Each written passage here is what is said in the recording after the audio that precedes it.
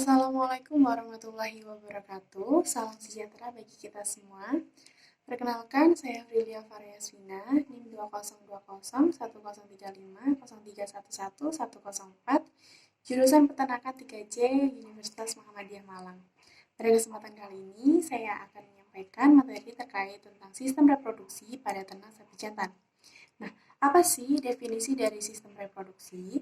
Reproduksi sendiri merupakan proses penting bagi semua bentuk kehidupan. Tanpa melakukan reproduksi, tak satu pun spesies di dunia ini yang mampu hidup lestari. Begitu pula dengan hewan ternak, baik betina maupun jantan. Fungsi alamiah seekor hewan jantan adalah menghasilkan sel-sel kelamin jantan atau spermatozoa yang hidup, aktif, dan potensial fertil dan secara sempurna meletakkan ke dalam saluran kelamin betina.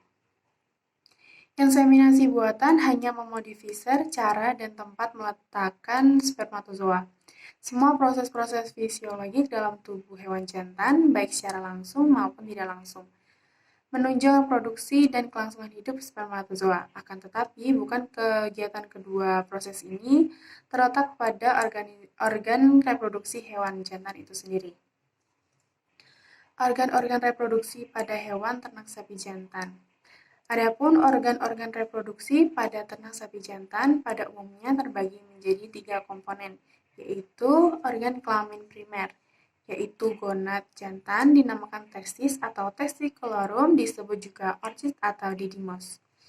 Yang kedua, itu sekelompok kelenjar-kelenjar kelamin pelengkap, yaitu kelenjar vesiculares, prostata, dan Cowper, dan saluran-saluran yang terdiri dari epididymis dan vas deferens. Yang ketiga, alat kelamin luar atau copulatory atau penis. Organ reproduksi pada sapi jantan terdiri dari testis yang di tunica vaginalis dan selubung testis, epididymis, ductus deferens, kelenjar aksesori atau kelenjar vesikula, prostat, dan bulboreteralis, uretra, dan penis yang dilindungi oleh prepucium. Testis adalah organ reproduksi primer pada ternak jantan, sebagaimana halnya ovarium pada ternak betina. Testis dikatakan sebagai organ primer karena berfungsi menghasilkan gamet jantan spermatozoa. Tahapan spermatogenesis yang meliputi spermatogonium, spermatosit primer, spermatosit sekunder, spermatid muda, dan spermatid matang. Testis dibungkus oleh kapsul putih mengkilat atau tunica albuginea yang banyak mengandung serabut saraf dan pembuluh darah yang terlihat berkelok-kelok di bawah tunica albuginea. Terdapat parenkim yang menjalankan fungsi testis. Parenkim membentuk saluran yang berkelok-kelok. Kedua, ada epididymis. Epididymis merupakan saluran reproduksi yang amat penting karena saluran ini sangat menentukan kemampuan fertilitas sperma yang dihasilkan. Adapun fungsi pokok epididymis adalah alat transport pendewasaan, penimbunan sperma, dan sekresi cairan epididymis. Sperma melewati epididymis berkisar antara 9-13 hari yang dialiri oleh cairan testis, aktivitas silia epitel dari ductus deferens, dan oleh kontraksi otot dinding saluran epididymis. Epididymis mempunyai 4 fungsi utama, yaitu pengangkutan, penyimpanan, pemasakan, dan pengentalan atas dasar kriteria histologi histokimia. Dan ultrastruktur epididymis dibagi dalam beberapa segmen, penyebaran dan jumlah khas untuk tiap spesies.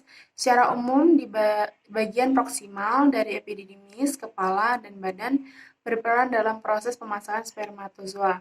Sedangkan bagian ekor epididymis berperan dalam penyimpanan spermatozoa. Tampak merupakan organ khusus untuk penyembuhan sperma karena sekitar 75% dari total sperma epididymis berada di bagian ini dan kondisi lingkungannya memberikan kemampuan fertilitas yang lebih tinggi dibandingkan sperma yang berasal dari bagian lain.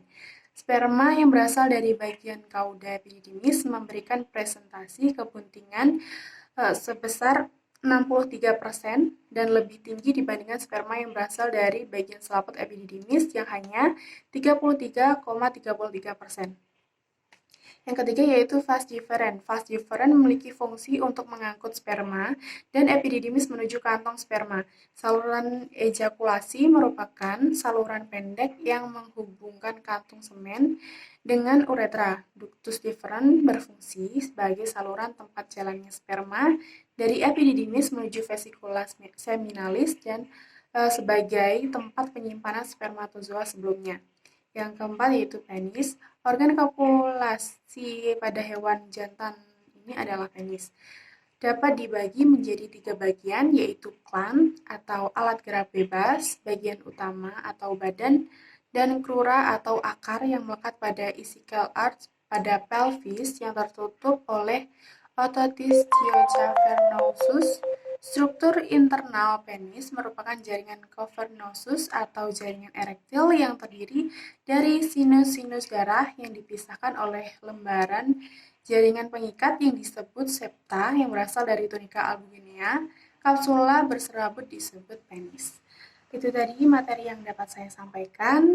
Terima kasih. Wabillahi taufiq wal hidayah. Wassalamualaikum warahmatullahi wabarakatuh.